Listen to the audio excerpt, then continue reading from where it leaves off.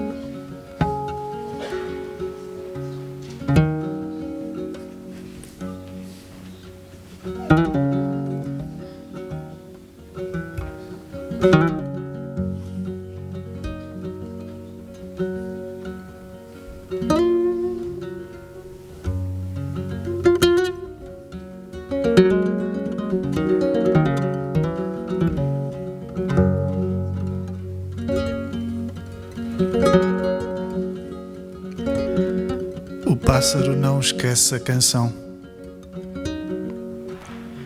Afundá-lo no olhar, a roubar vento e navegar para casa, navegar para casa.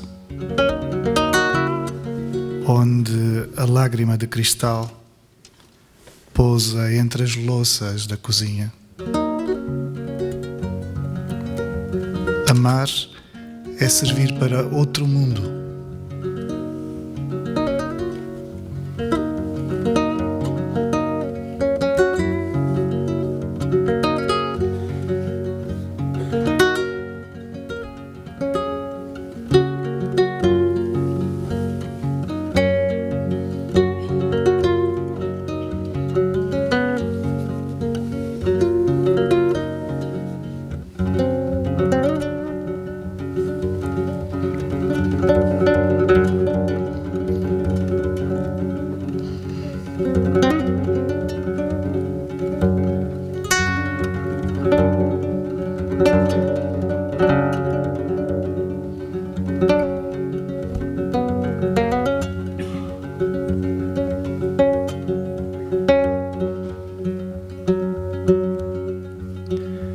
Vê como a água vem à carne do continente. Os barcos estão por dentes, bocas de espanto, marfim das matas, ou caroços gigantes que semeiam homens ao fundo do mar. Valem as mulheres à espia, também elas num balouço contínuo como náufragas da areia. Postas de pé em aventais, labaredas negras à cintura. Mexem-se por tempestades próprias. A voz avisa o grito, lhes parte o peito.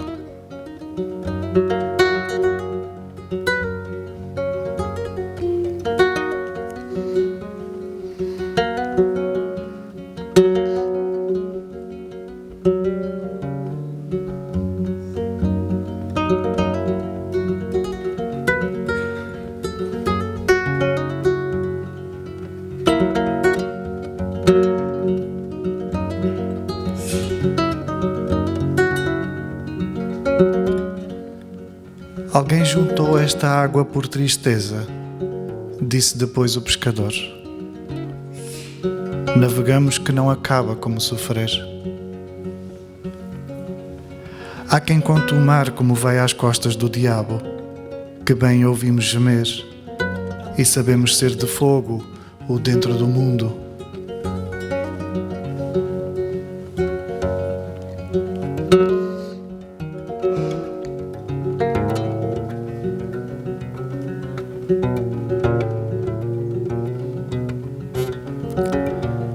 Diz-se Deus pensando em animais caleidoscópicos. Pelos torsos de cada um, os homens são carrosséis entre o coitado das matérias. O amor é a medição da culpa. Valem as mulheres à espia, ciências invocabulares. Alguns homens depois do fogo, algumas mulheres depois do silêncio.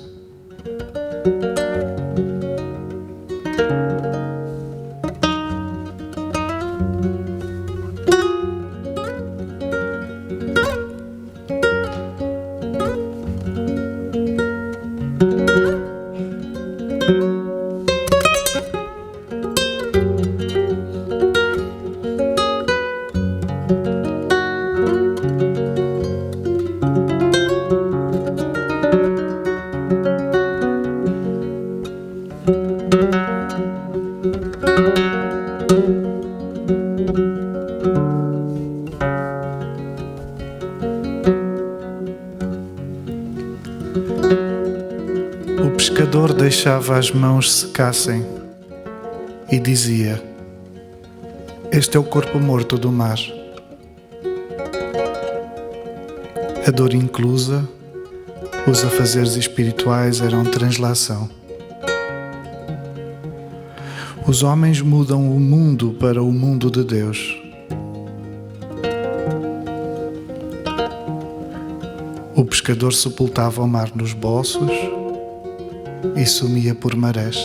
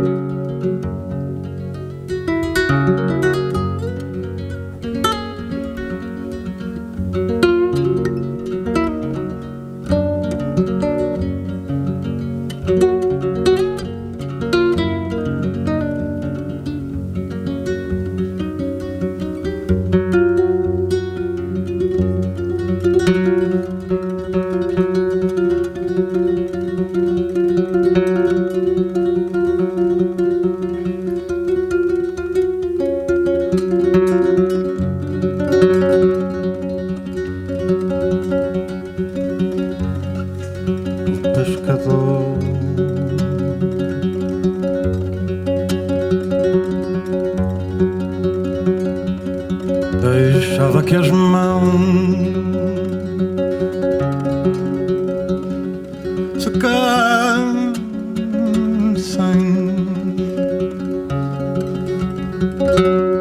e dizia: este é o corpo morto do mar.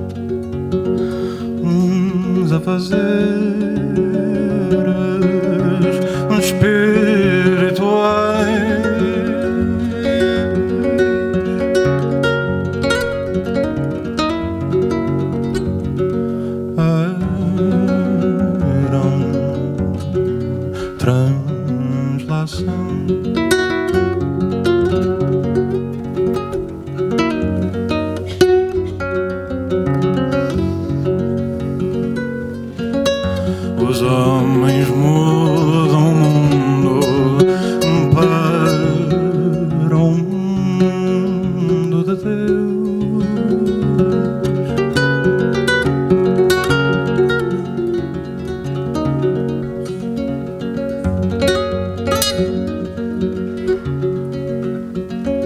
O pescador sepultava o mar nos bolsos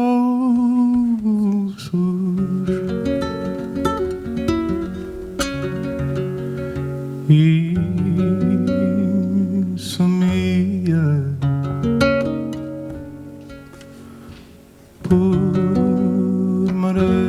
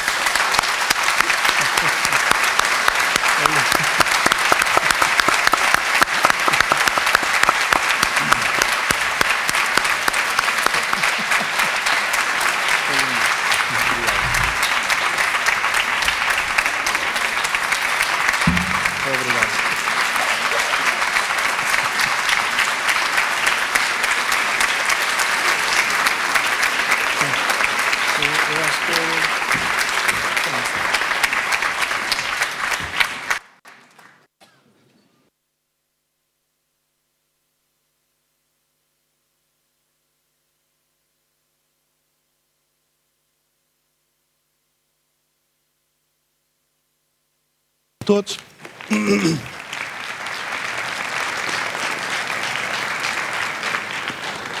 Como dizia, muito boa tarde a todos. É um enorme prazer estar aqui no Teatro Nacional São João para mais uma edição. Aliás, não é mais uma, é uma edição muito especial do nosso Porto de Encontro, ciclo de conversas com escritores, promovido pela Porto Editora.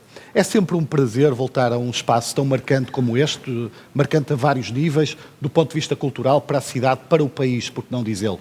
E, acima de tudo, também queria agradecer, em nome da organização, a forma fantástica como voltámos a ser acolhidos por toda a estrutura, desde a administração a todo o corpo técnico. Muito obrigado em nome da organização da Porto Editora. E por falar em Porto Editora, esta semana foi marcada pelo mau tempo e cujos efeitos se fizeram sentir também na gráfica da Porto Editora.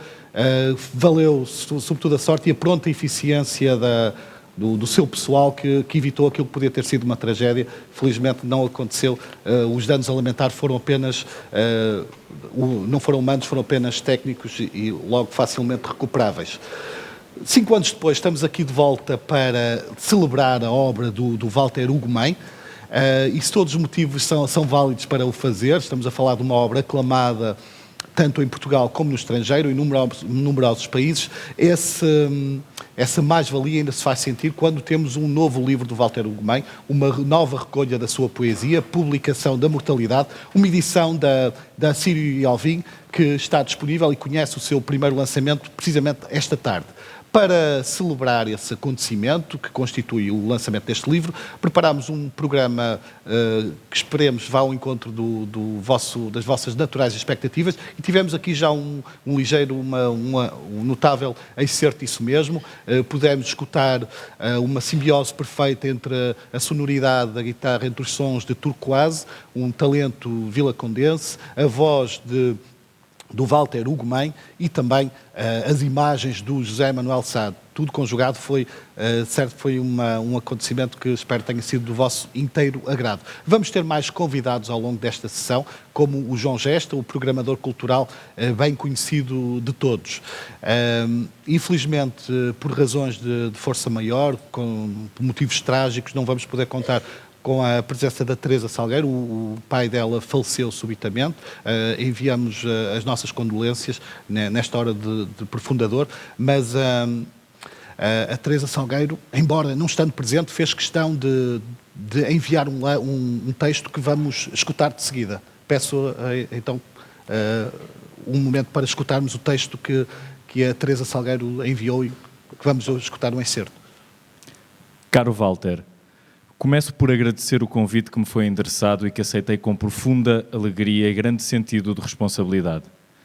Sei que, de entre todos os livros, este é o único e especial por, ao reunir a poesia, expor inevitavelmente a alma, seus esplendores e tormentos como nenhum outro. O homem que se tornou romancista, com olhos, ouvidos, boca e coração de poeta, aparece na sua nudez que nos oferece corpo e alma de um olhar que tudo vê e quer beber voz, quer beber ensombrada e assombrada e magoada de todos, observa a nossa caleidoscópica existência, claridade e negrume, envoltos em bruma, suspensos na luz. Voz que procura traduzir o mundo num verbo infinito que profundamente ama, respeita e reinventa.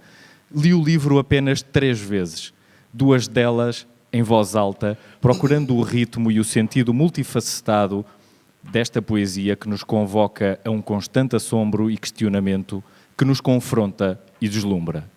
Com cuidado e espanto, fui mergulhando nas suas águas. Tê-lo-ia lido muitas vezes mais até, se me atrevesse a fazê-lo, a escolher algumas palavras que pudesse dizer na noite de hoje, em que acolhemos com carinho e gratidão o imenso gesto contido nestes poemas, neste livro. Mas fui colhida pela falta do meu pai, que partiu deste mundo depois de sofrer um AVC que o adormeceu para sempre. Sou a única filha e desde aí nada mais que a despedida e a construção da sua memória junto de minha mãe tem ocupado meus dias.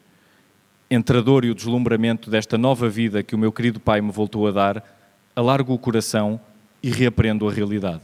Assim, e agradecendo as palavras de conforto que recebi da tua parte, lamento não estar presente e junto a estas poucas palavras que pude reunir, Um abraço muito amigo, com toda a minha admiração e esperança de uma longa vida neste teu labor da escrita, este eterno compromisso do coração com o mundo. Que sejam muitos e venturosos os anos desta entrega que as palavras de Sofia, sempre sábias e tão luminosas, descrevem assim. Por isso, recomeço sem cessar a partir da página em branco. E este é meu ofício de poeta para a reconstrução do mundo. Muitas felicidades sempre, Teresa.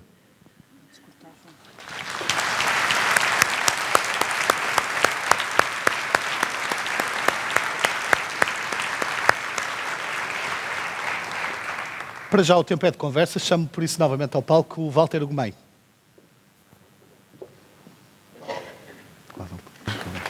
Obrigado.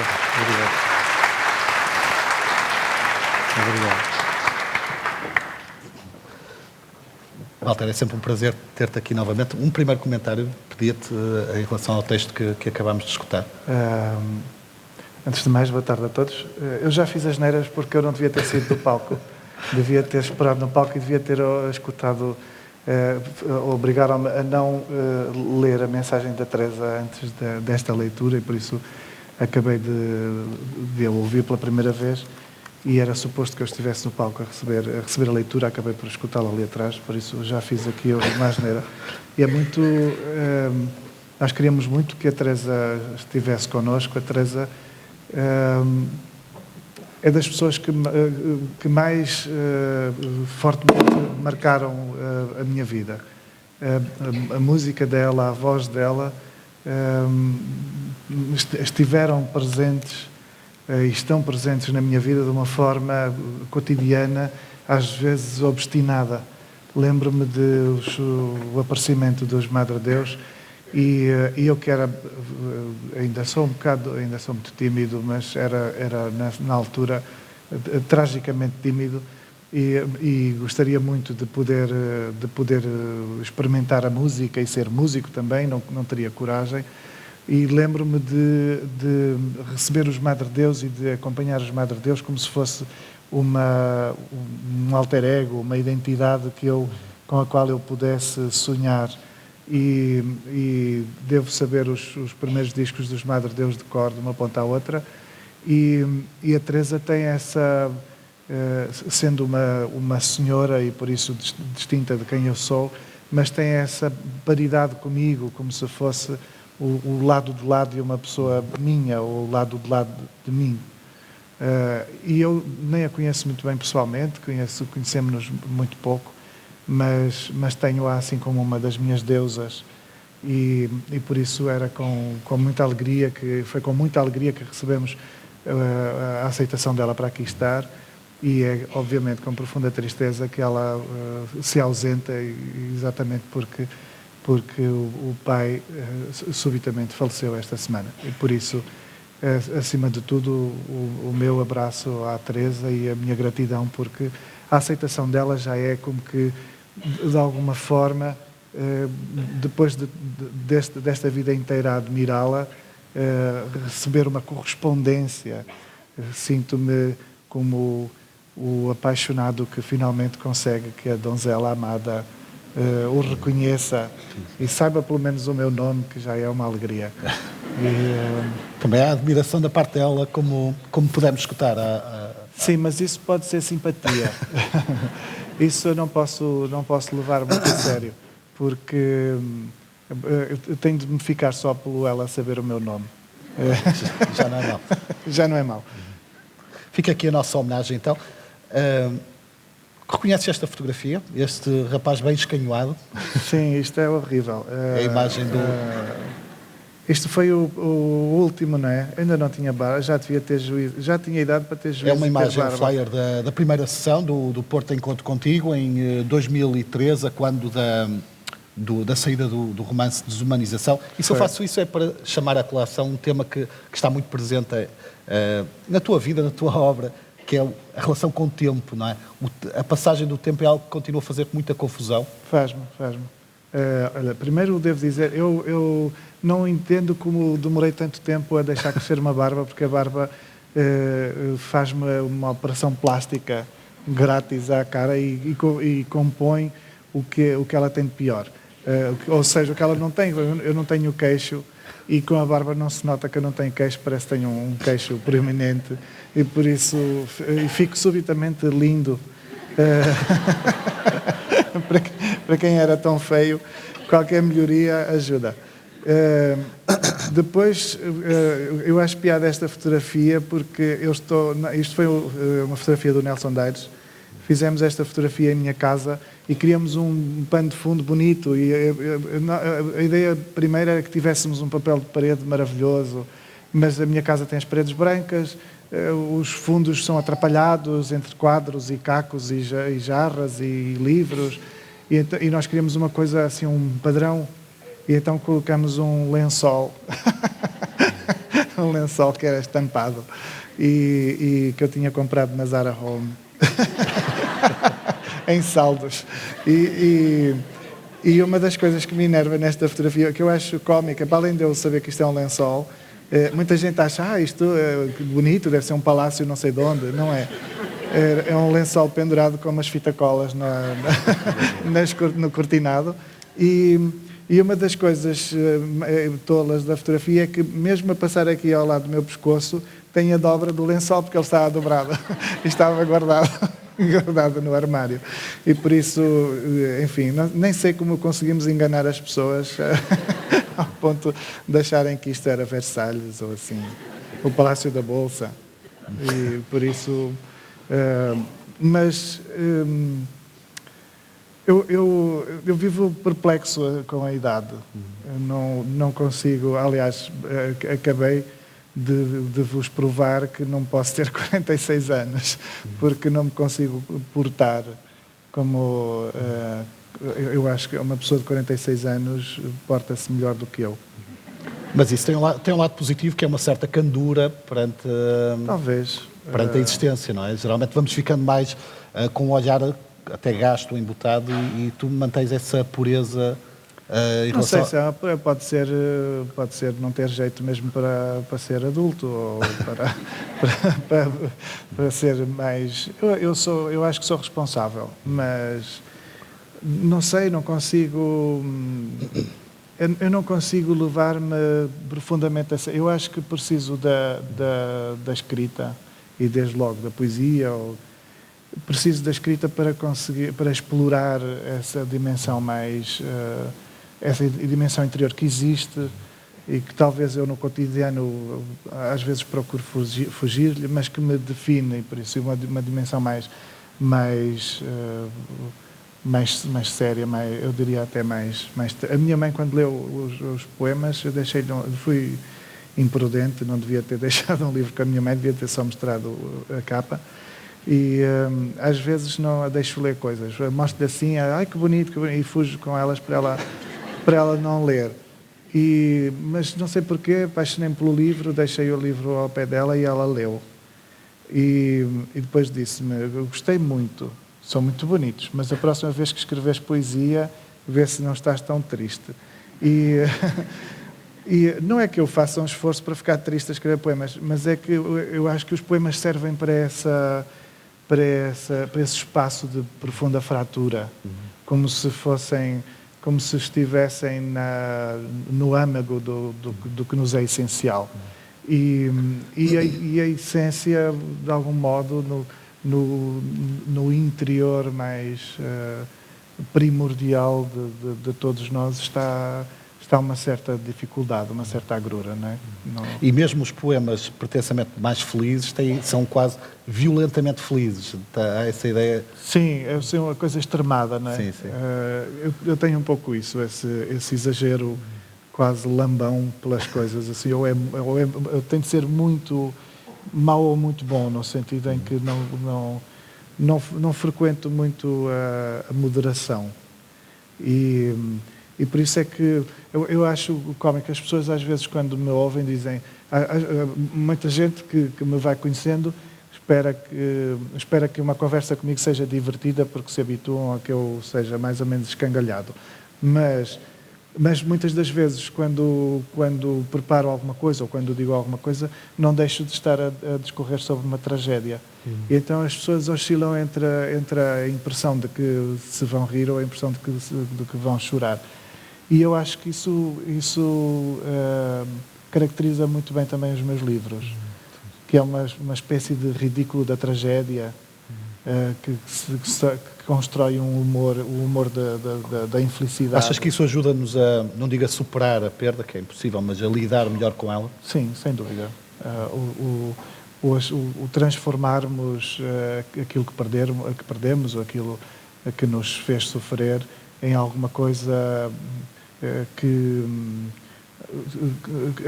ofendemos de alguma forma. Ou seja, se for feito por outra pessoa pode ser insuportável, mas feito por nós ofendermos as nossas próprias dores talvez seja necessário. A dada altura precisamos de as rejeitar e então gozar um pouco com elas. Para mim é fundamental. Essa tua obsessão com o tempo e, em última instância, com a morte, manifesta-se até no título do livro, a publicação da mortalidade, mas até por falar na obsessão da morte nos temas dos teus poemas, felizmente tens mais jeito para a poesia do que para adivinhar datas, porque já previste a tua morte em 96, não foi? Agora dizes que vais morrer antes dos... Eu nem sei porque é que enfim, 65, não é? Eu acho a morte... Há tópicos que são superpotentes para a literatura. A morte, Deus, por exemplo, é um vocábulo que se levanta sobre nós mesmo para quem acredita ou para quem não acredita, mas levanta-se sobre nós com uma capacidade de impressão tremenda. E eu tenho, estes anos todos, tenho estado vivo, por isso até estou habituado a estar vivo. Mas há qualquer coisa na consumação, nessa ansiedade por saber o que é que enfim me consumará, que me impele para estudar a morte. E não de uma forma escatológica, eu não sou macabro, no sentido em que não, se vejo coisas particularmente fortes, escatológicas, eu não vejo, não quero ver, fujo, não gosto de... Não faço o culto dessa coisa meio decadente que é frequentar funerais ou cemitérios, não gosto, mas conceitualmente, filosoficamente, o tópico da morte e, sobretudo, a ponderação da morte não como o fim, mas como uma oportunidade. E, por isso, a minha dúvida está em saber isto. E acho que escrevo como quem... duvidando da existência de Deus, o provoca, a ver se ele se me pronuncia. E acho que no fundo, qualquer livro... Sorte? Olha, sabes que... Isto agora vai ser esquisito, mas... Sabes que tenho a sensação de que sim. Eu acho que eu devia de não ter dúvidas. Conheço pessoas que nunca lhes aconteceu nada de jeito e não têm dúvidas. E eu acho que já me aconteceram algumas coisas de jeito. Ou seja, acho que em alguns instantes a minha vida criou sinais puramente transcendentes. Mas eu continuo a querer mais. Assim, não é que peça nem peço coisas, não tenho diálogos com a transcendência, com Deus ou os santos, não, mas há uma perplexidade perante aquilo que aconteceu que me dá como que uma expectativa de que possa acontecer algo mais. Mas consegues rotular, dar um nome a essa crença, chamar-lhe-as fé? Pois, eu não queria usar esse vocabulário contaminado, porque aí parece que sou... Porque eu acho que não é uma coisa normal, parece, e por isso não tenho um vocabulário normal. Walter Ugumem converteu-se, qualquer coisa sensacionalista. Sim. Olha, há dias estava a fazer uma entrevista e eu escolhi fazer a entrevista no Museu da Misericórdia, aqui do Porto, onde se expõe uma tela absolutamente incrível, chamada A Fonte da Vida, que é um Cristo que derrama o sangue para uma fonte, onde estão as pessoas em redor. É uma tela gigante que esteve durante mais de 100 anos trancafiada numa sala de reuniões das pessoas da Misericórdia do Porto e agora é a atração principal do museu. E é embasbacante. Eu adoro aquela tela, é lindíssima. Mas ela está no Museu da Misericórdia, que fica ao lado da igreja, e a senhora, a jornalista, quis fazer metade da entrevista diante do quadro, que para todos os efeitos, sendo um quadro religioso, de temática religiosa, está dentro do foro da cultura, da arte, das artes plásticas, e ela quis fazer a segunda parte da entrevista na igreja. E isso mexeu comigo. E se eu fosse absolutamente indiferente à questão religiosa, talvez não mexesse comigo, talvez fosse capaz de entrar numa igreja e fazer uma festa e beber, eu não bebo cerveja, mas faz de conta que bebia uma cerveja numa igreja.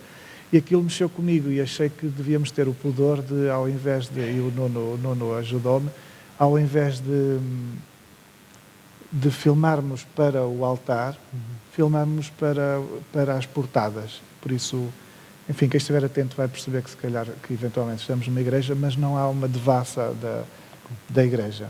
E isso é prova de que, por mais racional que eu seja e que eu queira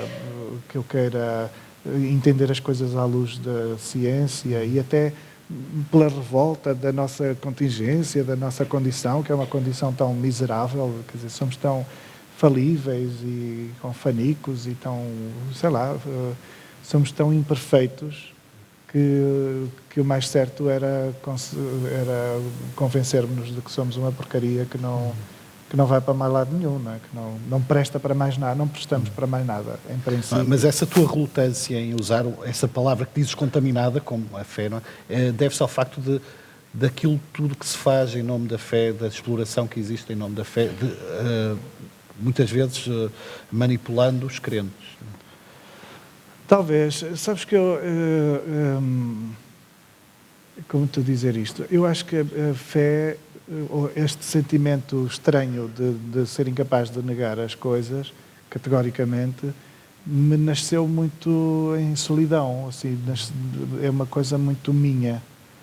E talvez as aproximações mais concretas que eu tive à instituição, a qualquer estrutura que institucionaliza a fé, essas aproximações foram quase sempre um pouco frustrantes. E por isso pareceu-me sempre que se Deus existisse estava mais longe dali, estava mais perto da minha casa do que de alguns... Far-se-ia notar mais, talvez? Manifestava mais... Acho a minha casa mais abençoada. Não nos acabam as tragédias, mas acho que se Deus existir, o lugar dele estar é nas nossas casas. Assim, se não estiver nas nossas casas, é estranho que esteja numa casa maior. Ele há de ser grande, mas não parece que seja gordo. Não me parece que precise de uma casa muito grande. Eu acho que ele caberia e devia caber. E se for Deus, se for exatamente Deus, tem de caber. Senão, há qualquer coisa que correu mal com ele. Tenho a impressão, Walter, que és muito mais crítico, ou talvez inseguro, sem razão, em relação à tua poesia do que em relação à prosa, à ficção. Agora já não vou ser. Não.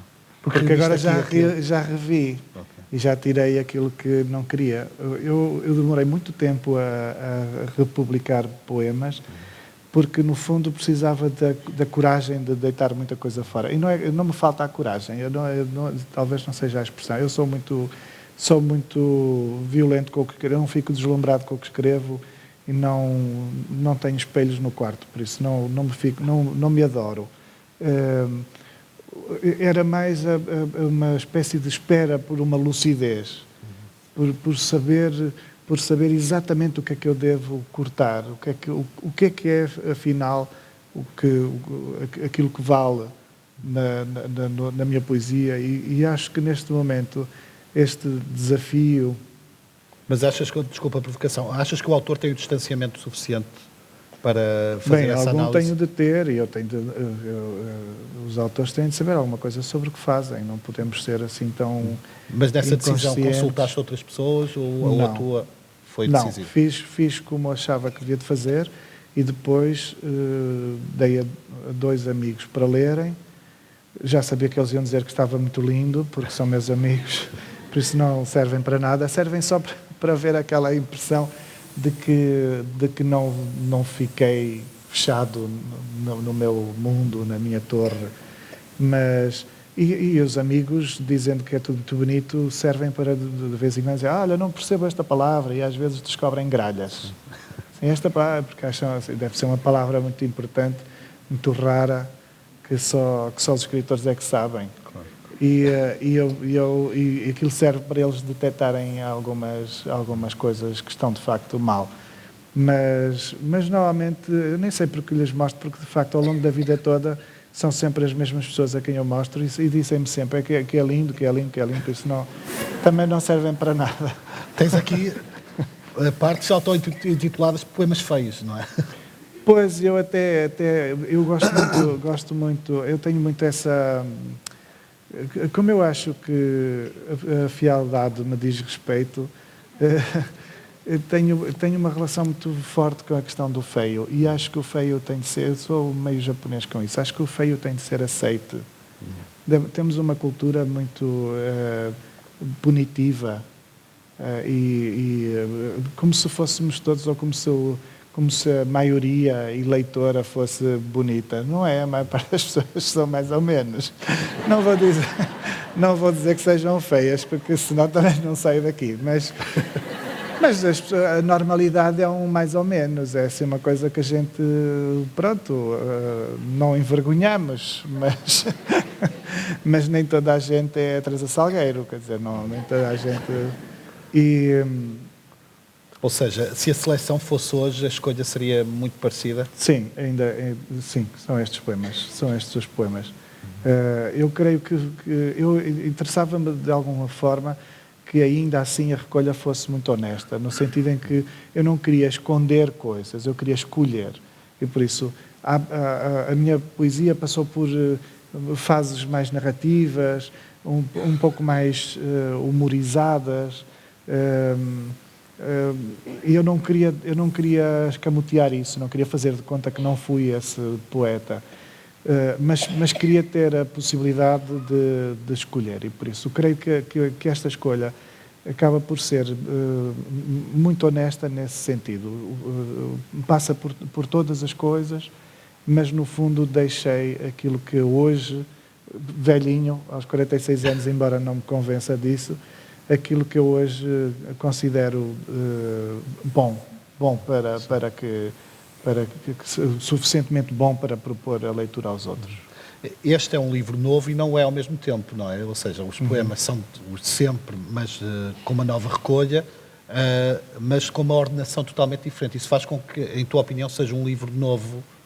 Sim, a mim parece-me uma coisa, quer dizer, é como uma coisa, um animal novo em minha casa. Eu sinto como uma companhia com a qual estabeleço uma relação completamente diferente da que estabelecia com as recolhas anteriores. E por isso ainda estou, ele é muito recente e por isso ainda estou apaixonado e tem muitos textos inéditos. E tem textos inéditos.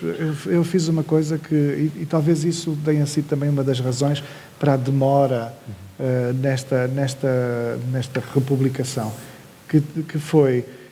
Eu andei à cata dos meus cadernos, onde compilei os poemas, andei à cata das anotações e das coisas que tinha em casa relativas a cada um dos livros, ao tempo de cada um dos livros. E estamos a falar em 22 anos de livros, e acabei por regenerar ou reencontrar pistas para novos poemas de livros antigos. E então alguns livros passados aparecem com poemas inéditos, que são, não digo que tenham sido inteiramente escritos à época do livro, mas que partem das pistas que o próprio livro continha. Por isso, tem versos inteiros dessas anotações, Talvez exista um poema que estava inteiro nas anotações e que eu, na altura, não sei, por algum tipo de palermice, não reparei, não considerei, ou talvez não tenha tido à altura a capacidade de terminar aquele poema.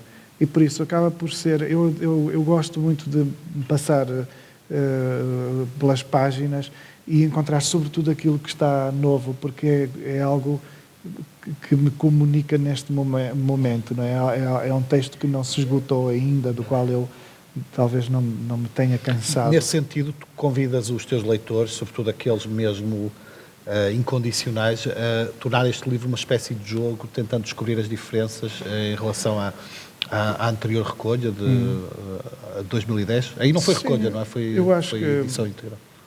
Contabilidade. Eu vou dizer sinceramente, o que eu queria era que as pessoas tivessem este livro e já não tivessem os outros. Se eu pudesse ir à casa delas, queimar os outros, eu ia, porque se eu acho que isto é a razão poética pela qual eu valho, os outros têm lá muita porcaria e por isso... Mas tens noção eu não que se queria calhar que eles comparassem nada, queria que eles fossem meus amigos. Mas podes chocar, entre aspas, alguns leitores que vão ficar surpreendidos ou chocados com o facto do poema preferido teu não estar aqui incluído. Pois, olha, uma das coisas que acontece com os poemas é que às vezes as pessoas gostam exatamente daquilo que nós rejeitamos. E já fizeram música com poemas que eu acho pirosos. Que eu nunca, que eu tenho vergonha de ter publicado, por isso nem sequer entendo como é que... Por serem muito imediatos?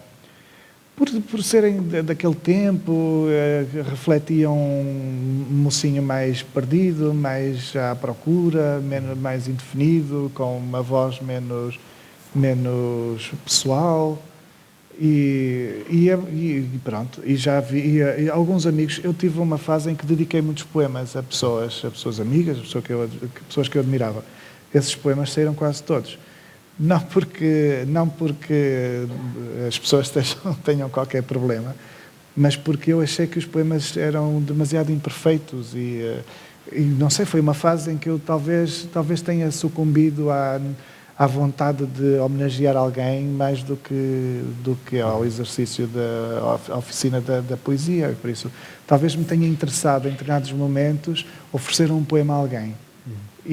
Mas a ideia do poema como ofrenda é muito bonita. É linda, mas era lindo se o poema fosse lindo.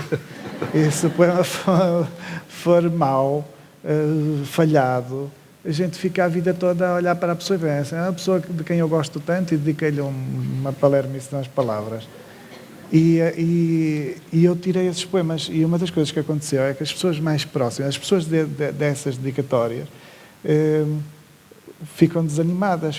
O meu poema tinha o meu nome no livro do Walter e agora não está o meu nome no livro do Walter. Não é que não estejam, não é que eu não gosto delas, é que acho que lhes dediquei estou-lhes a fazer um favor porque estou a limpar uma sujidade que eu fiz. A estrutura mas alguns ainda tiveram. A Isabel Llano deu-me um abraço, é assim, baby, que fico contente que o poema que me dedicaste ainda está no teu livro, não sei o quê. Isto não é um teste de amizade, podemos chamar a... Pois, não é um teste de amizade, não é? Posso dizer que algumas pessoas, de facto, foram de vela da minha vida. E isso também é muito estranho. Nós dedicar um poema é uma certa declaração de amor, há uma afetividade muito... Há uma afetividade muito inequívoca, é preciso gostar de alguém para pensarmos um poema que faça sentido dedicar. E depois é horrível quando a gente se zanga com as pessoas e e folhei os nossos livros assim, olha-me este.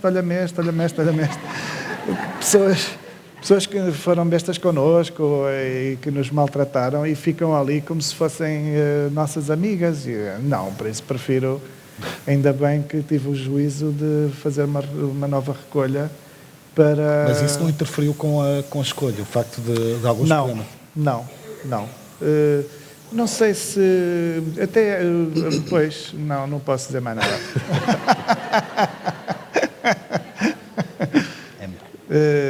Pois.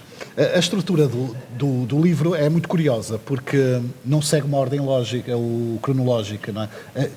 Queres fazer alguma instrução ao leitor, ou queres que os leitores descubram eles próprios a ordem interior do livro? Sim, o livro começa do fim para o princípio, Sim. ou seja, começamos com os poemas inéditos, os poemas novos, e vamos progredindo como se recuássemos no tempo, e por isso os meus poemas iniciais são os últimos do livro.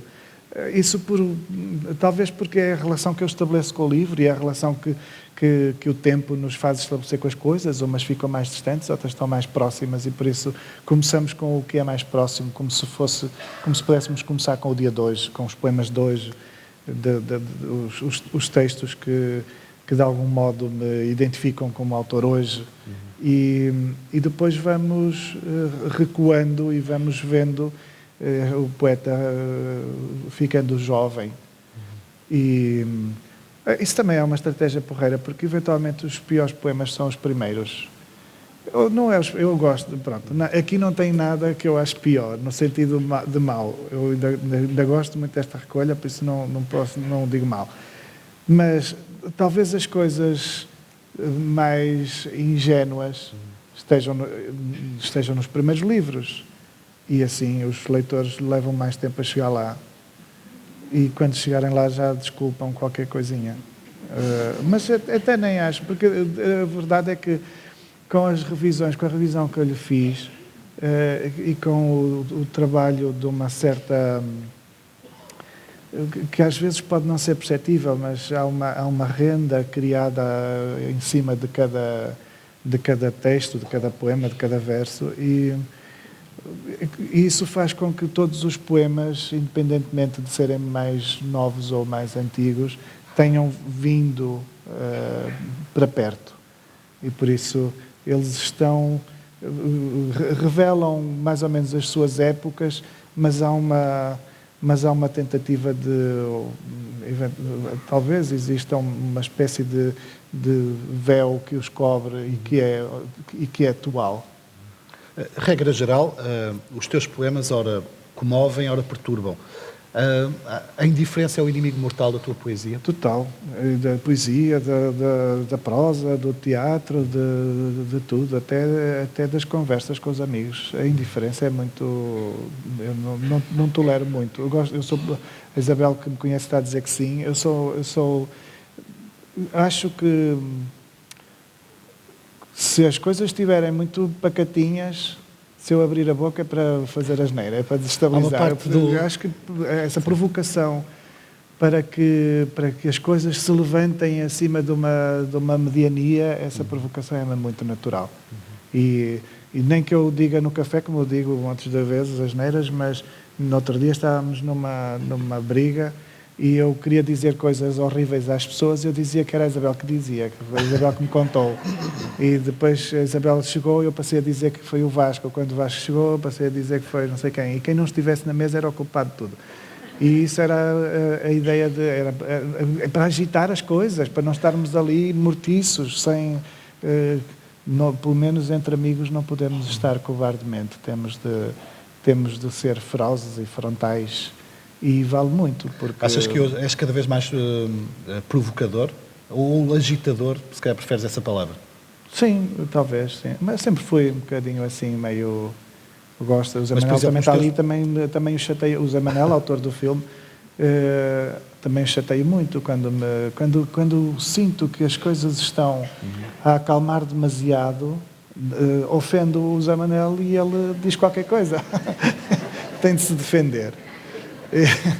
E o ambiente muda imediatamente, e depois vem alguém a favor dele e vem outro contra ele e depois não sei do quê, e a gente está ali e produz-se energia.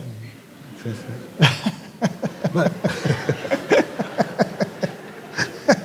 Mas nos teus poemas iniciais nota-se que são sobretudo quase apelos de alguém que se sentia só, não é? A necessidade Sim. de comunicação. E hoje, ou com o passar dos anos, essa vertente mais provocatória ganhou mais peso sobre essa. Talvez, sim.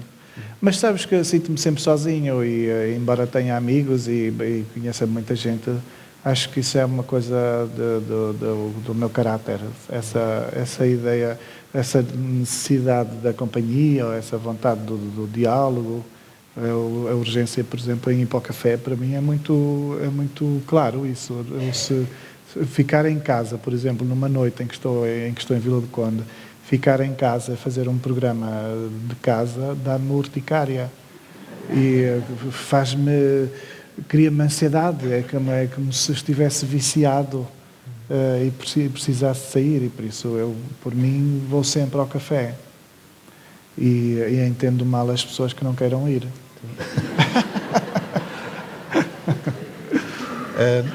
Essa tua variedade de ser, acho que expressa-se bem aqui numa passagem no livro, em que, num espaço de poucas páginas, tens uma epígrafe da Adriana Calcanhoto e da outra passada umas páginas da Diamanda Galás, que é totalmente diferente, ou seja, sim, quase do céu ao inferno. É.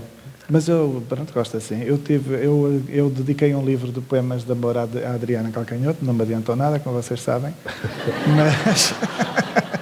mas foi o primeiro livro de poemas de amor que eu escrevi e eu dediquei, eu adorava a Adriana, conhecia a Adriana, pude editar inclusive um livro dela e não sei o quê, e pronto. E o livro partiu de uma frase dela, ela diz: eu vou derramar nos seus planos o resto da minha alegria, que eu acho uma coisa que traduz o Brasil, porque nós como portugueses derramávamos o sangue. Não é? Perante a pessoa que nos deixa, se uma cachapa se me deixar, eu derramo o sangue.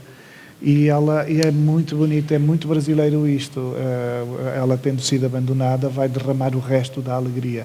E por isso é muito mais inteligente, porque se houver uma intenção de reconquista, vai reconquistar muito mais depressa com o resto da alegria do que com uma poça de sangue. E eu queria muito partir disto, e por isso o livro chama-se O Resto da Minha Alegria. Mas depois eu vinha... Aliás, talvez tenha sido exatamente por culpa da Diamanda Galás que eu tenha progredido para um livro de amor, porque o livro anterior que eu escrevi, O Útero, que eu retirei-lhe algumas coisas que acho que eram um bocadinho exageradas, assim, demasiado.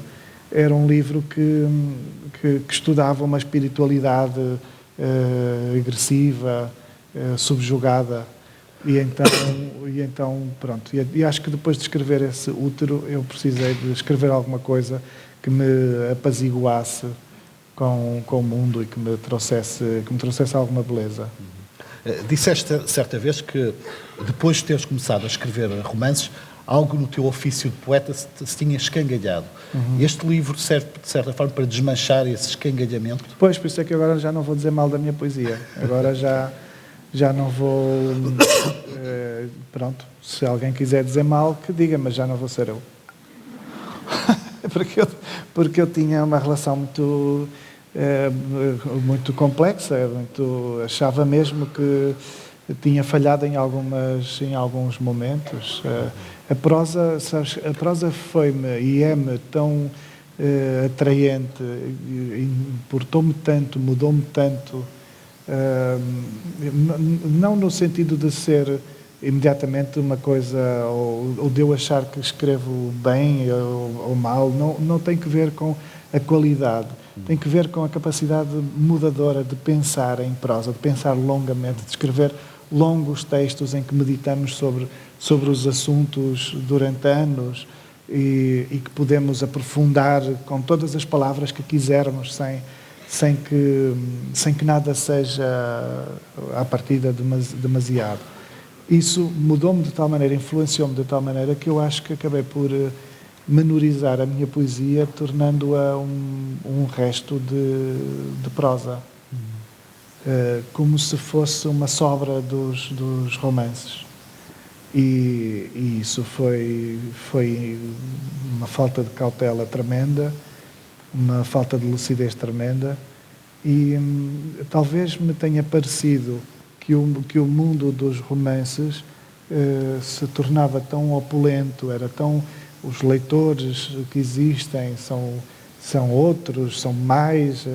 Talvez me tenha parecido que eu poderia usar a poesia como uma coisa, como uma experiência quase íntima, como se não fosse para mais ninguém. E E talvez por isso é que ela não sirva. Eu acho hoje que uma parte da poesia não serve para mais ninguém. Era uma coisa minha, era uma não sei, talvez demasiado diarística e demasiado presa a pessoas e a tempos, a factos, a lugares. Em que altura escreves poesia hoje? Olha, quando te sentes mais eufórico, mais... Eu nunca me sinto eufórico, eu sou desanimado, assim.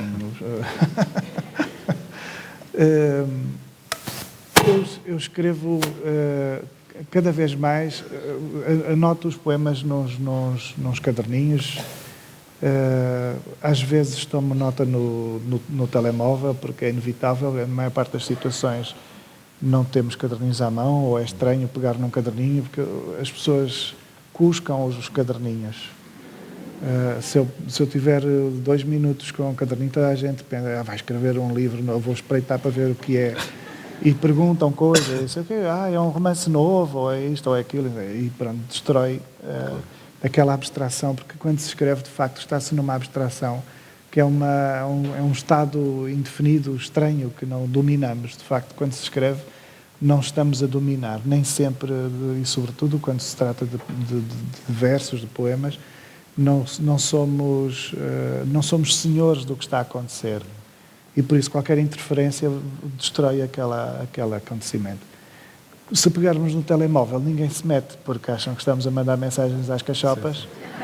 E é deselegante espreitar e por isso não espreitam. E pronto, e então hoje em dia tomo nota dos... E acontece ao longo do dia, acontece em qualquer instante. Às vezes eu tenho uma coisa que é o escutar as pessoas às vezes usam vocábulos que não me são comuns, que não me são frequentes, e posso estar, como estava há bocado ali, a comer um cachorro, e eu escuto qualquer coisa numa conversa banal qualquer, e basta aquela palavra para subitamente parece que coloca diante de mim um verso, um objeto poético, e aí, pronto, tomo nota com a descrição possível.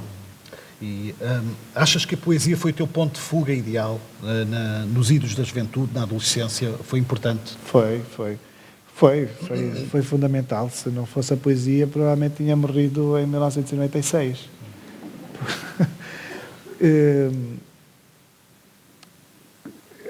Eu acho que nada como a poesia, como a música, nada me ajudou mais na vida. Talvez uma pessoa ou outra. A minha mãe, se não fosse a minha mãe, não sabia nem fritar um ovo. Mas a poesia fez uma espécie de carpintaria interior que me levantou uma alma que estava rastejante. Eu acho que foi um miúdo que não era absolutamente disfórico, mas era um miúdo muito... aliado, assim, as coisas pareciam-me todas impossíveis, e por isso eu não chegava nem a sonhar com as coisas, porque achei que elas não eram para mim. Por isso era como se habitasse uma espécie, uma franja da sociedade que fosse que se aceitasse como excluída.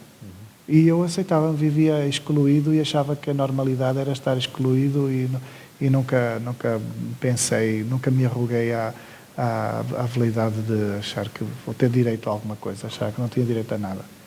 E a poesia foi que levantou essa criança que estava lá dentro e foi levantando. Eu comecei a escrever poesia com 5, 6 anos, e por isso anotava umas quadras e memorizava, e mesmo antes de saber as palavras ou de saber escrever, memorizava uns versos e umas palavras. E acho que foi a poesia, paulatinamente, que fez com que alguma coisa dentro de mim se valorizasse. E ter estado num curso, teres tirado um curso aparentemente tão árido como o Direito, também foi importante para fazer sobressair, emergir o brilho da poesia, de certa forma, um contraponto? Estás enganado. O curso de Direito é um curso amoroso, de profunda afetividade. Aquilo que mais fazemos é dar abraços uns aos outros. As notas são excelentes, é só 20, 18 às vezes, e é o curso perfeito para salvar o mundo, para ajudarmos as pessoas, E eu queria perspectivar a minha salvação, queria poder ajudar-me, ensimismar-me de algum direito, como tu disse, eu achava que não tinha direito a nada, e acho que aquilo tinha que ver com alguma valorização da minha pessoa, e era inequivocamente por um ato de afeto. Claro, chegamos ao curso de Direito e levamos na cabeça, porque é agreste. Os professores tratam-nos por o senhor não sei das quantas, e parece que existe entre nós um mar inteiro. Alguns colegas que se licenciaram comigo no dia da licenciatura, a sério, não é brincar, a sério, fizeram saber que gostariam de passar a ser tratados por doutores entre nós. Por isso, depois de 5 anos de palermice conjunta, estávamos feitos doutores, e algumas pessoas queriam ser reconhecidas, inclusive por nós, nesse estatuto. Claro, hoje sou amigo, sobretudo, daqueles que não ficaram demasiado doutores, não é? E alguns devem estar aí. E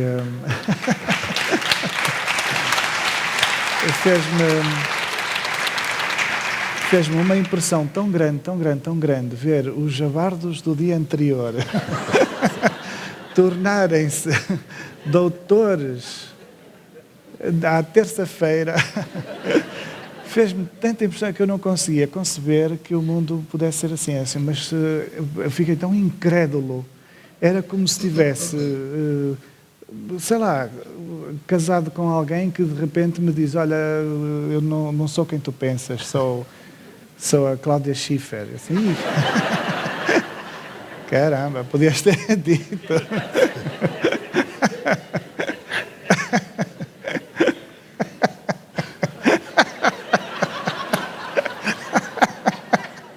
Não posso ver.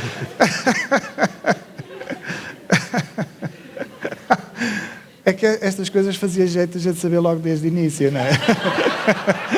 Na primeira aula do curso de Direito deviam dizer assim: olha, quando eu acabar o curso tu vais-me treinar por doutor. É assim, olha, pronto, já não caso contigo, já não me interessa, pronto, já não te empresto os meus apontamentos, porque eu tinha altos apontamentos. E muita gente estudava, assim, os amigos mais próximos, porque eu escrevia tudo, claro. Estava lá escrito, ler era pior, mas eu conseguia ler. E eu tomava apontamentos, se o professor tossisse, como escrevia tão rápido, antes de perceber que aquilo não interessava, já tinha posto qualquer coisa. Antes de perceber que aquilo não era matéria, já tinha escrito com uma palavra qualquer, uma coisa qualquer. E claro, aliás, eu estou ali a ver a Teresa, acho eu, e a Teresa era a única pessoa que conseguia ler os meus apontamentos. E Ainda te recordas descodificava. da nota final de curso? Uma porcaria, porque eles eram avaros. E eu era um belíssimo aluno. Por isso eu queria a média de 14, porque eu achava que me iam dar acesso. Havia alguns professores que gostavam de mim e diziam que eu seria excelente assistente e por isso podia dar aulas práticas. E ao nível teórico, o direito maravilhava-me. E eu queria muito ser professor de filosofia do direito. Teria sido, naquela altura, teria sido um sonho. E parecia que eu teria a possibilidade. E por isso eu precisava de uma média de 14, fiquei com uma média de 13. E depois, eu não devia dizer isto, mas vou dizer. E depois, os pouquíssimos colegas que entraram para assistentes foram os colegas que tinham acabado o curso na mesma altura que eu, acabaram com 11, e depois subiram as médias em setembro às cadeiras todas, e de repente tinham 15.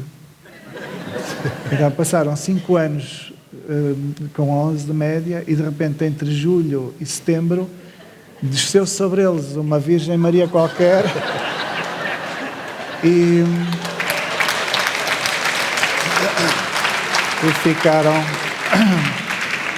ficaram com o meu emprego e eu fiquei desempregado. E lixei-me e tive de ir, apanhar morangos. Não, por acaso tive sorte, fui trabalhar no Centro de Estudos Regianos. Sim. Ainda demorou, ainda tive uns anos sem fazer nada, à procura, a mandar currículos, E já tinham livros de poesia, já tinham o primeiro livro de poesia. As pessoas diziam, que interessante, é poeta. Depois riam-se com aquele sorrisinho. Quando os poetas têm 24 anos ou 25 anos e um livrinho de poesia editado em Coimbra, as pessoas acham ridículo. Porque não parece... Pronto, dá mais pena do que outra coisa. Quando se tem assim um livro, a Síria Alvim, capa dura... e não sei o quê, as pessoas já não se riem, já pensam, caramba, fogo. Impõe respeito. Impõe respeito. E agora, quando temos um livrinho fininho, uma capinha em papel reciclado, que era não sei o quê, pronto, a gente escrevi ali poemas, coitadinho, parece que temos um problema de saúde, sobretudo mental, assim, deve ser maluquinho. Ao fim é engraçado porque esta doença da literatura, a doença da poesia, ao longo do tempo deixa de precisar de cura. Sim. Quando se é miúdo, toda a gente parece que nos quer curar. Assim, a ver se isso te passa. Vais arranjar um emprego, depois ganhas um dinheirinho, não é? É jovem, não pensa, não sei o quê, isso pode ser que te passe. E quando se fica para velho, as pessoas depois aceitam que, pronto, é como se já não fosse uma doença, deixa de ser. Vamos alargar a conversa mais um elemento, e é um elemento bem conhecido de todos nós, o João Gesta, programador cultural, amigo de longa data do Walter, e é com todo o prazer que o recebemos aqui no Porto de Encontro. Uma salva de palmas para ele, se faz favor. Muito bem-vindo, é sempre um prazer tê-lo cá. João. Muito bem. Sei que quer brindar-nos para começar com um pequeno texto que preparou para esta ocasião. Eu recebi, acho que nem sabias isso, com alguma antecedência o livro, a Síria Alvim fez o favor de me enviar, porque nós estamos também a organizar dentro de 5 dias uma sessão que irá decorrer no Teatro Campo Alegre, também sobre este livro, e eu recebi o livro e de resto eu depois mandei-te um e-mail a dizer isso, li o livro de enfiada nessa... Disse bem, nessa mas noite. Eu também não levei Pois a sério. não levaste a sério, mas agora eu vou-te ler aqui uma coisinha. Bom, eu conheço a primeira aventura poética que eu tive com o Walter, já disto há 21 anos, lembras-te? Foi uma... Foi logo depois da saída do meu primeiro livro. Pois, Pré-quintas, então, não é? Muito sim, muito, era muito. Nós tínhamos um coletivo poético, tinha um nome magnífico, que se chamava, não era Fundação, era Fundição Veia Assanhada. e o Walter e o Daniel Maia Pinto Rodrigues, lembro perfeitamente, foi o nosso convidado no fecho da Feira do Livro, e foi um sucesso. Foi porque o Daniel era maravilhoso. Não, e diziam as coisas. Também, e eu estava ali para morrer. Que a Ana Deus também leu e leu coisas todas. Foi uma sessão muito. Portanto, digamos, este meu cruzamento com a poesia do Walter. Depois, nas quintas de leitura, fiz 9 sessões com o Walter. E Mas, João, concorda com aquilo que o Walter disse há bocadinho, que a amizade às vezes atrapalha o sentido crítico ou não? Não. Eu, digamos, nestes anos todos de trabalho, tenho feito amizade, é normal, com muitos dos poetas que passam lá pelo Campo Alegre, e eu mantenho sempre um olhar muito crítico sobre a poesia deles, gostando de umas coisas, não gostando de outras. Acho que não. Mas é preciso fazer com algum recato, não é? Porque o ego dos poetas é muito... O ego dos artistas em geral é sim. muito complicado. Porque ele também é poeta, é preciso ver. Enfim, isso é não estou aqui sozinho. Favor teu. Mas lembro-me de uma história que tu não sabes, muito engraçada. Fizemos uma vez uma quinta de leitura que se chamava Pornografia Erudita. Foi. Bom, como deve imaginar, estávamos ainda no reinado do Dr. Rui Rio, não é? E realmente uma coisa num teatro chamada Pornografia Erudita, isto tinha o seu quê. Pronto, lá saiu o flyer e tal. claro que as coisas, obviamente, chegavam, eu trabalhava e trabalho para a Câmara, portanto as coisas chegaram à Câmara e tal, e apesar de tudo, o flyer, eu creio que era uma fotografia do Nelson Daires, não é? Que te fez. Nós tivemos cuidado e apareceu uma silhueta do Walter e não sei o quê. Mas depois na folha de sala não tivemos esse cuidado, não quisemos ter esse cuidado, não é? E aparecia mesmo o Walter nu. Bom, o que causou, como devem imaginar, no dia seguinte alguma estranheza na Câmara. O poeta convidado, nu, numa folha de sala da Fundação Ciência e Desenvolvimento, é qualquer coisa um pouco estranho. Eu já estava habituado, de vez em quando, assim, a uns telefonemas mais quentes, não é? Bom, mas o que foi engraçado nisto é que 3 dias depois, ou 4 dias depois, eu tocou o telefone lá no meu gabinetezinho, lá nas catacumbas da Fundação, e era uma senhora que vinha da Vila da Feira e que queria falar comigo. Eu subi e tal, recebia muito bem, ela disse, olha, vai-me desculpar, mas eu estive aqui na sessão e levei uma folhinha de sala, mas queria saber se me poderia disponibilizar mais umas 20, porque a minha já está colada no frigorífico, mas eu queria, sou professora numa escola da Vila da Feira e queria distribuir pelos meus alunos. Eu disse, minha senhora, sabe, vai ser difícil, vou-lhe arranjar 2 ou 3, mas isso esgotou, portanto, devem estar os frigoríficos todos do Porto com o Walter nu e provavelmente dos próprios vereadores da Câmara. Também acredito que haja algum que tenha em casa noutra quinta de leitura. Só para dizer isto, nessa altura saiu o livro esgotou logo, nós era de 1000 exemplares e vendeu-se em 3 ou 4 dias, e escreveu-me uma senhora a dizer que lhe dava vontade de lamber a capa do meu livro.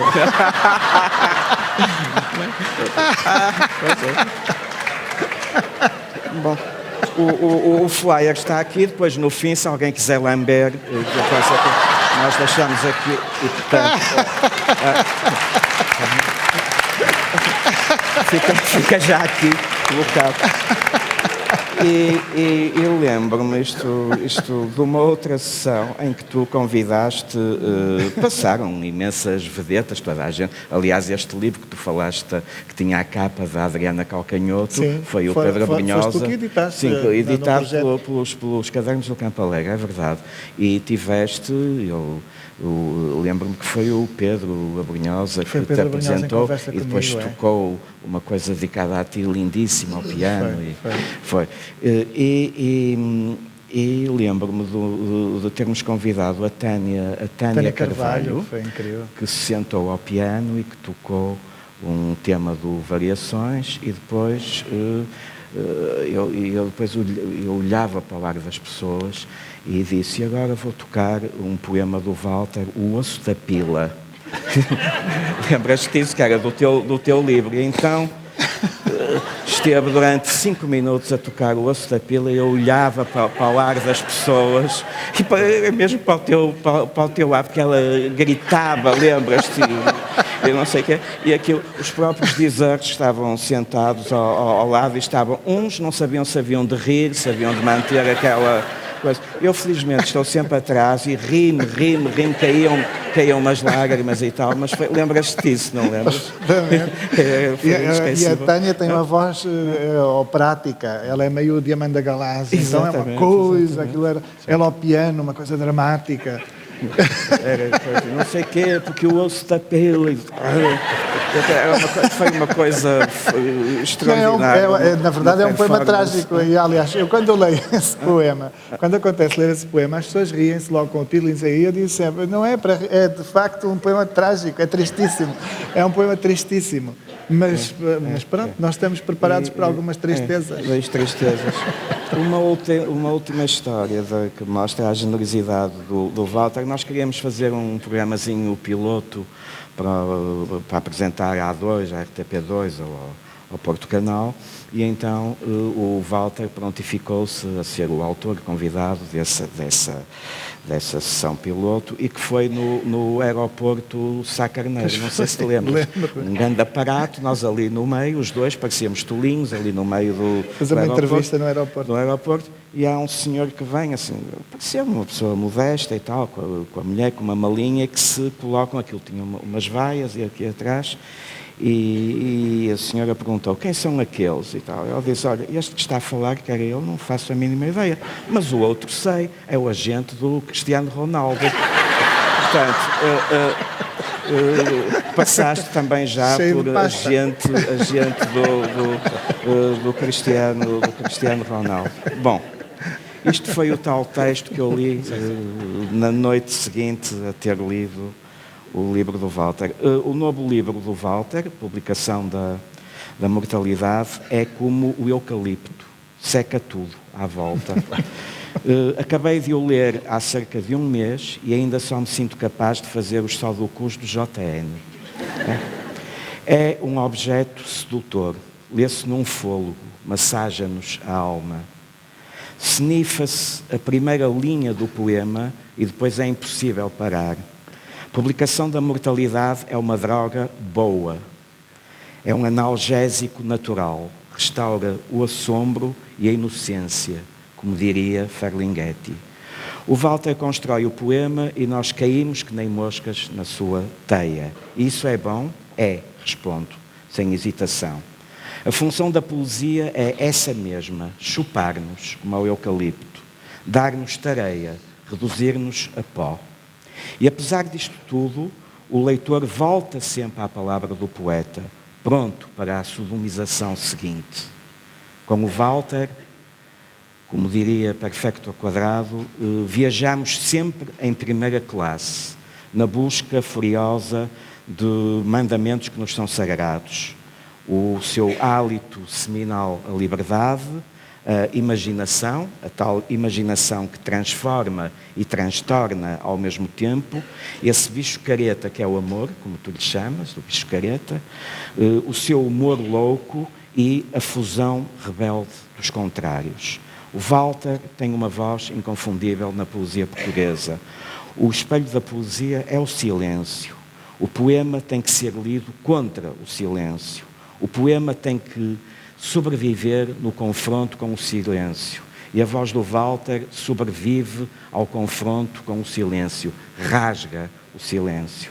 A poesia do Walter é tensa, é tesa, é poesia para comer, é flagrante, furiosa, purificadora, convulsiva, poesia sem pé. São poemas que cheiram bem, são coisinhas preciosas para metermos no cu. Tens um poema? Se chama assim.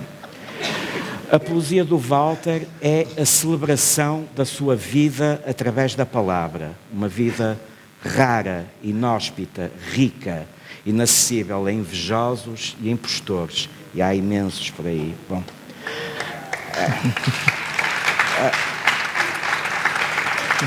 a função da poesia é desmascarar através da luz.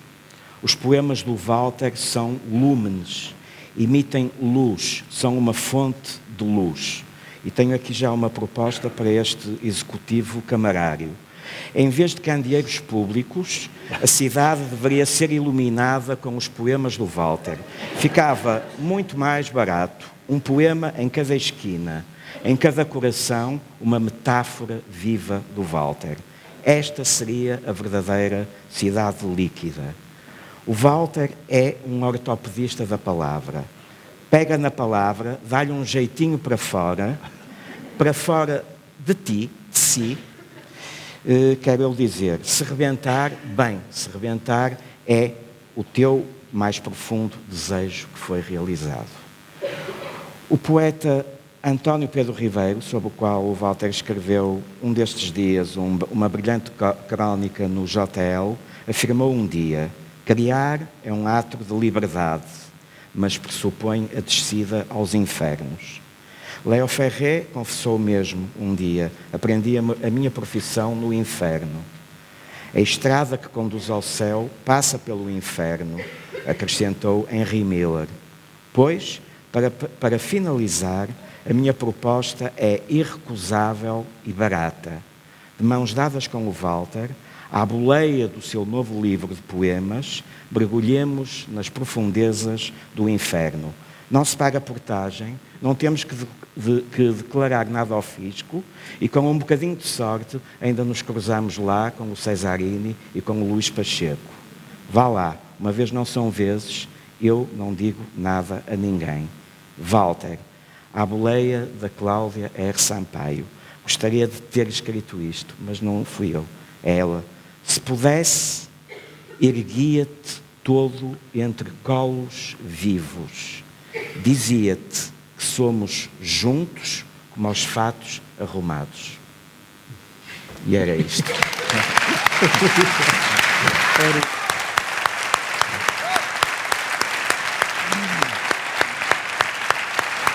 Foi isto que o teu livro me sugeriu.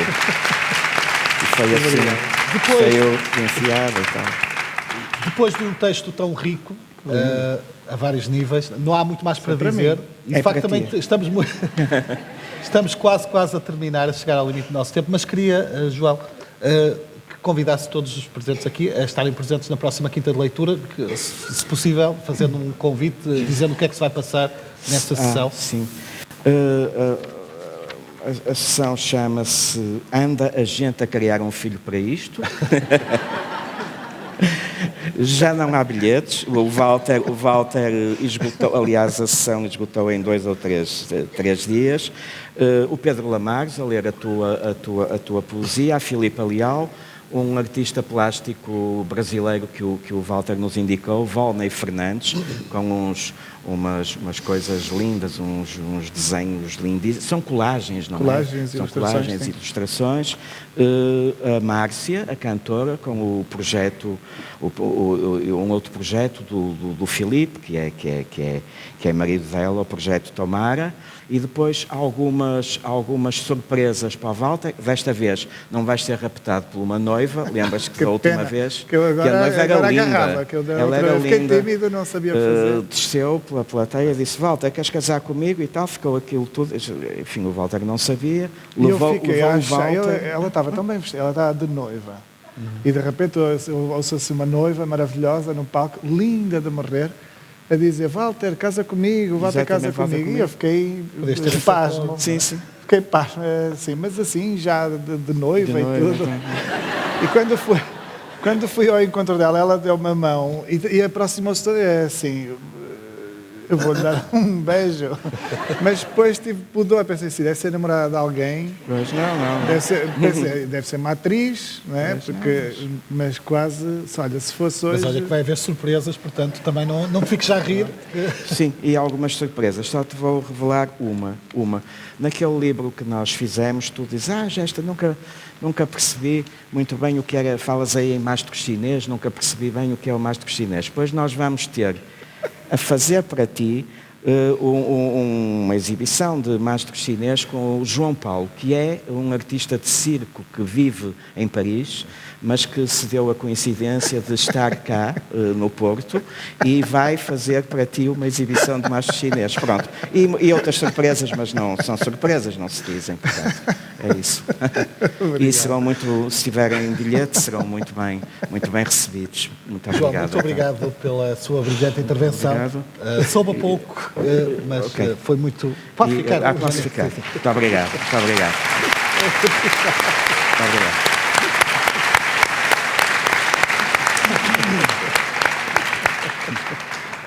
Estamos quase a terminar. Vamos terminar com a leitura de um poema por parte do Walter. Eu, desde já, faço as minhas despedidas, agradecendo a todos quantos contribuíram para esta sessão, a começar pelo Teatro Nacional São João, também o João Gesta, o Turquoise, o José Manuel Sá, todos tiveram um contributo decisivo para esta sessão, incluindo, ou sobretudo, vocês, que mais uma vez nos honraram com a vossa presença. No final da leitura, o Walter vai estar disponível para os autógrafos. A sessão vai decorrer no Salão Nobre, no primeiro andar, perto do bar. Há lá um ponto de venda, há também um ponto de venda dos livros lá em cima e também aqui no primeiro piso. Portanto, resta-me agradecer a vossa presença. Nós vamos voltar no dia 14 de abril com outra grande sessão em perspectiva. José Rentes de Carvalho é também um regresso ao nosso ciclo, 5 anos depois da primeira sessão, também 6 anos quase depois da primeira sessão, autor também cimeiro das nossas letras, que está a assinalar 50 anos de vida literária. Vamos então terminar com a leitura por parte de um poema do Walter, a quem agradeço toda a colaboração. Obrigado.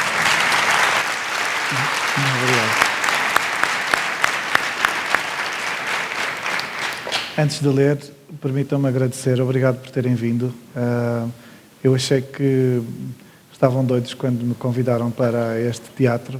É uma casa muito grande e é comovente e não imaginam a gratidão que eu sinto por vocês, de alguma forma, terem interesse em acompanhar esta conversa, em acompanhar aquilo que eu faço e por isso, obrigado por terem vindo.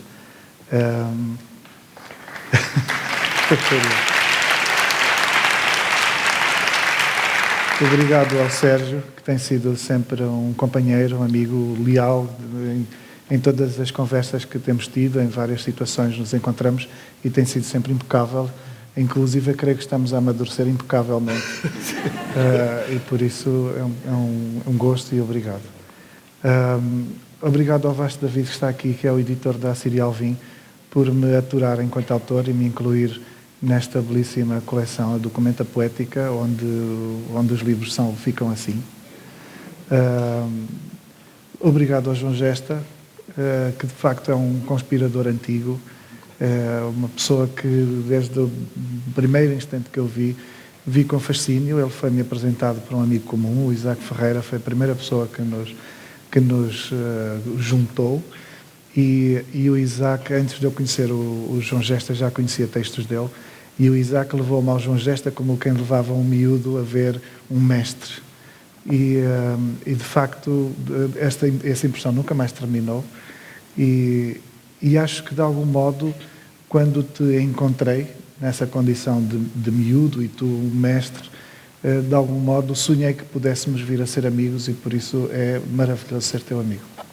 Obrigado.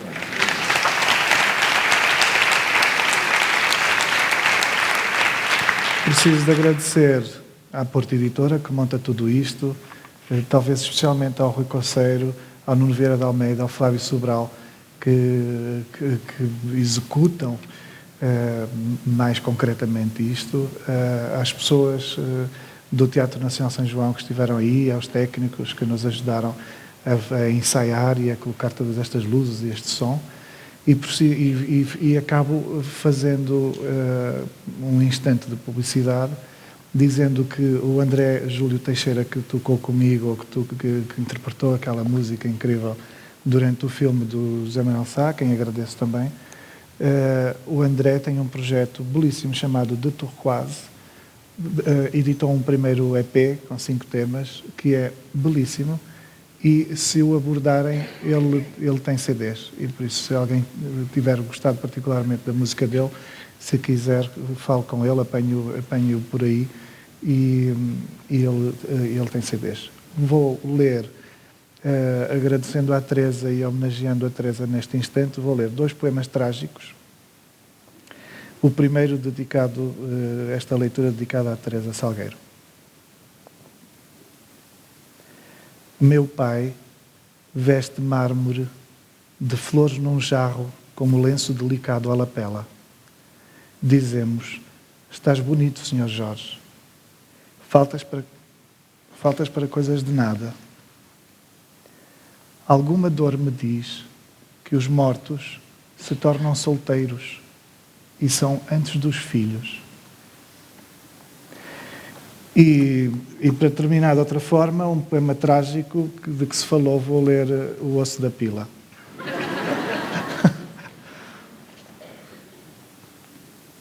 Pensávamos que se partíssemos o osso da pila, morreríamos num instante sem mais crescer, sem casar. Pensávamos que o osso da pila era o mais impressionante e que talvez fosse articulado, fundamental para crescer e para casar. Pensávamos que faríamos filhos à custa do osso da pila e que não os faríamos se o partíssemos. Nem cresceríamos e nem poderíamos casar. Pensávamos que cresceríamos um dia, aterrorizados por uma infância ansiosa, com as mãos no osso da pila para o proteger. Razão pela qual teríamos podido crescer e casar. Pensávamos que o osso da pila justificava crescer e casar. Não casamos. Não partimos o osso da pila, crescemos. Deveríamos ter morrido na infância num instante.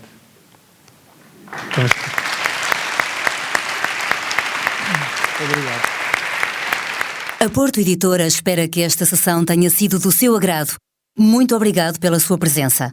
A edição 64 do Porto de Encontro contou com o apoio do Teatro Nacional São João, das Livrarias Bertrand, do Jornal de Notícias e da Antena 1.